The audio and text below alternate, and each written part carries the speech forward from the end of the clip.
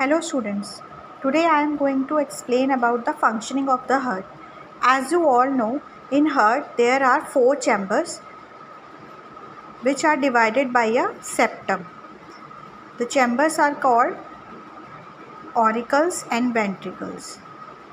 There are 2 auricles, right and left, and there are 2 ventricles, right ventricles and left ventricles. Both these 4 chambers are divided from each other by a septum. So basically heart is divided into right side and left side by a septum.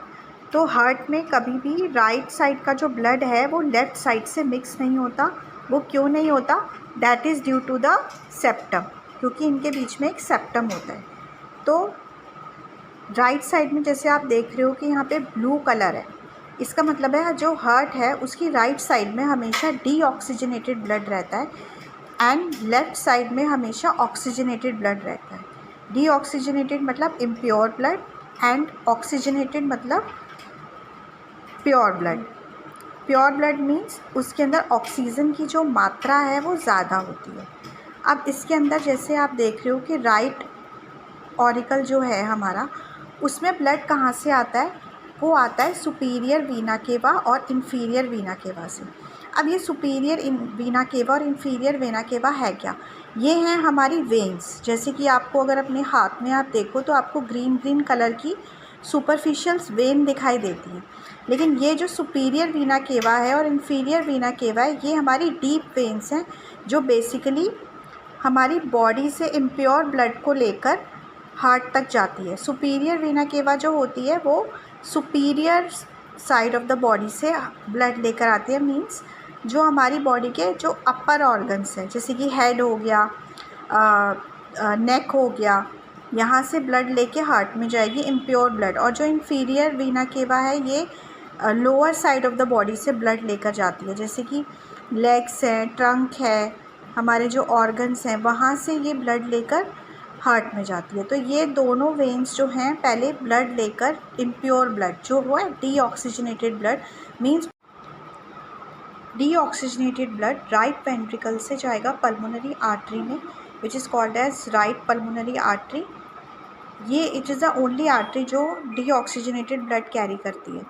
इसके बाद ये जो pulmonary artery है, pulmonary means lungs, ये lungs को blood supply करेगी. वहाँ से ये डीऑक्सीजनेटेड ब्लड लंग में जाएगा और वहाँ से ब्लड ऑक्सीजनेशन होकर वो लेफ़्ट पल्मोनरी वेन के थ्रू हमारे हार्ट में आएगा, left side of the heart में आएगा. वहाँ से ये लेफ़्ट एट्रियम, लेफ़्ट वेंट्रिकल जो कि अगेन सेपरेटेड है बाई वॉल, एवी वॉल जो कि ट्राइकस्पिड है. इसमें 3 फ्लैप्स हैं. फिर उसके बाद ये थ्रू आयोटा ये ऑक्सीजनेटेड ब्लड पूरी हमारी बॉडी में चला जाएगा थ्रू आर्टरीज़. अब जब सिस्टोल होता है, सिस्टोल मीन्स कॉन्ट्रैक्शन होती है and diastole means relaxation. Atrial systole और जैसे वेंट्रिकल डायस्टोल. जब एट्रिया में सिस्टोल होगा मीन्स एट्रियम में कॉन्ट्रैक्शन होगा, यानी कि यहाँ पे प्रेशर बढ़ेगा, ये वॉल्व खुलेंगी और जो ब्लड है हमारा वो वेंट्रिकल में जाएगा. उस टाइम वेंट्रिकल रिलैक्स कर रहा होता है, रिलैक्स करता है तो यहाँ पे ब्लड फिल होता है.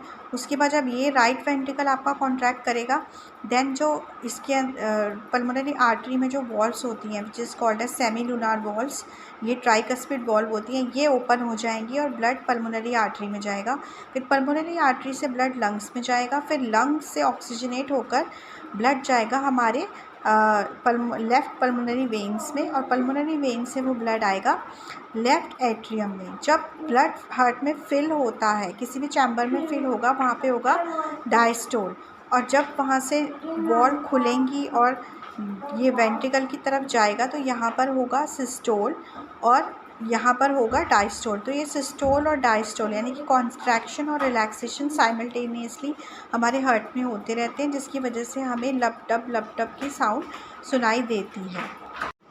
ब्लड फ्लो का ही पूरा एक फ्लो चार्ट मैंने बनाया है जिसमें सुपीरियर वीना केवा, इन्फीरियर वीना केवा से ब्लड राइट एट्रियम में जाएगा, राइट एट्रियम से ब्लड जाएगा राइट वेंट्रिकल में, then to the right pulmonary artery, उसके बाद लंग्स जहाँ पे ऑक्सीजनेशन होगा, then oxygenated blood left pulmonary vein के through left atrium left ventricle and aorta और to all the body parts. अब यहाँ सुपीरियर वीना केवा और राइट एट्रियम और right ventricle, right pulmonary artery, यहाँ तक जो हमारा ब्लड होता है वो हमारा डीऑक्सीजनेटेड ब्लड होता है। लंग्स के बाद फिर पूरा अयोटा तक हमारा जो ब्लड होता है वो बेसिकली ऑक्सीजनेटेड ब्लड होता है।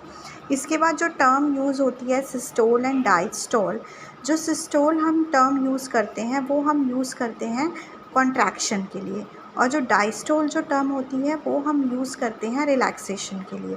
जब कॉन्ट्रैक्शन होती है तो ब्लड एक चैम्बर से दूसरे चैम्बर में आएगा, यानी कि अगर एट्रियम में सिस्टोल होगा तो डैट मीन्स एट्रिया से ब्लड वेंट्रिकल में जाएगा, और वेंट्रिकल में सिस्टोल होगा तो उसके बाद जो ब्लड है वो जाएगा हमारा पल्मोनरी आर्टरी में।